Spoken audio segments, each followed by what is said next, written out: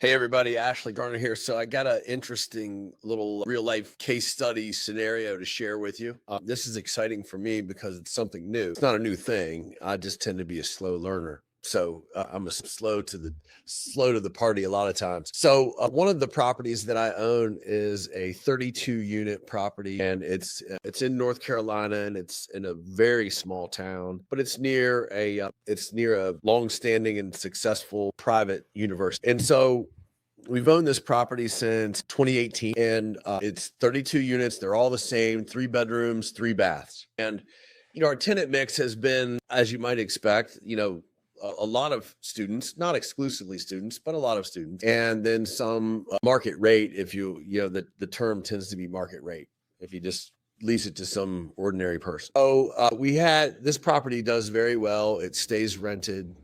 It's all brick and it's low maintenance and it looks good and we're very happy with it.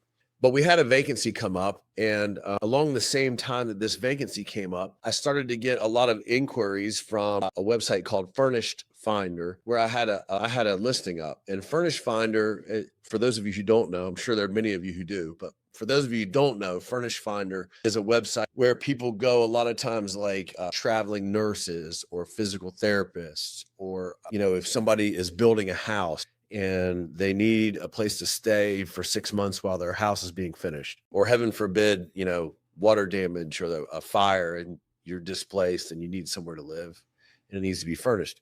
A few examples of who might use that. So I had a listing up there for a couple years just to see what would happen, and nothing really ever happened. And then all of a sudden I started to get this increase in these inquiries. So I said, well, we've got this vacancy. I've got all this interest in a furnished rental, so let's go ahead and furnish it. So I gave the property manager a budget of $5,000, and I asked them to furnish it nicely, all the way down to washcloths and towels and knives and forks, et cetera, et cetera. So somebody could literally just move right in. And so the property manager and I have negotiated terms of management. So we're offering this thing now for as small as 1 night rental, all the way up to a 12-month lease, which is what we do. So at this property currently, you see back here on the whiteboard, for an unfurnished 12-month lease, we're getting $1,350 a month. And it's 3 bedrooms, 3 baths, remember? So we advertised it on Finder, and we gave, I think it was 0 to 6 months as one rate of $2,700, and then 7 to 12 months was like $2,300. And so we put it on there, and lo and behold, inside of 1 week after it being advertised, we got our first lease from Furnished Finder. And it's a 4-month lease starting in January, running till May, and it's $2,700 a month. Now, I pay more in management fees because it's a short-term rental, and that's a normal thing. But the net effect, it's a large net gain, if you will, over what we're currently collecting on the unit.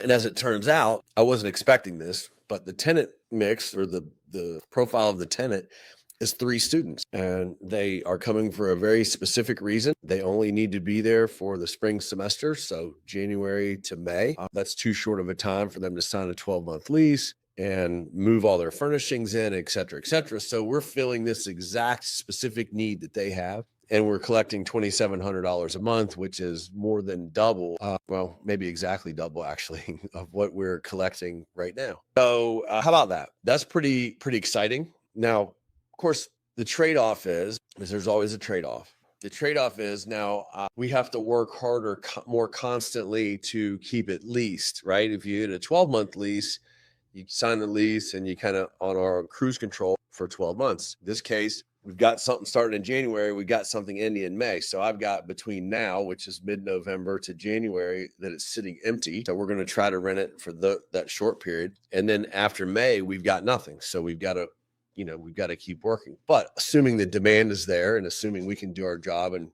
continue to market it, and lease, certainly in this case, seems like that was a worthwhile thing to do. I'll keep you posted on whether that's true or not. And if any of you guys have experience with short-term, even if it's Airbnb or mid-term rentals like this, like a furnished, even if it's like an exec apartment or a traveling nurse apartment or construction worker tenant, whatever, I'd love to hear your feedback and your experiences, because I'm trying to learn this. If this works, then I'm going to do it more, of course. I don't think it would be the whole property, but hey, we're in the business of leasing properties. And if the demand is for furnished rentals, then we'll just have 32 furnished units.